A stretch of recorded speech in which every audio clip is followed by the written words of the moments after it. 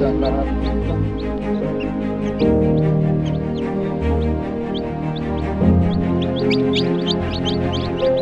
Yung harang na ginawa natin, harang nahaluan na itong mga bulit lang dito mga boss. Wait lang ito. May apat na hindi pa nag-isa. So dapat gano'n yung sisi. Yung sisi ko may naka-jumping dito mga boss. Galing dito sa mga DB at slide ko.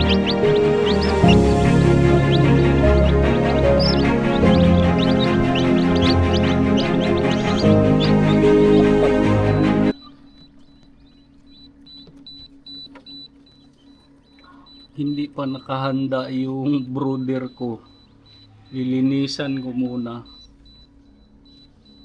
At mamaya ko.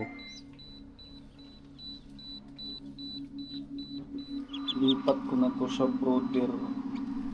Mamaya mga boss. Ayan, maganda talaga ang hatching rate ng incubator na nabili ko mga boss. Pero dahil din sa ginawa nating pagkalibre, kasi ina-apply ko yung experience ko before mga boss sa incubator. Okay, that's all mga boss.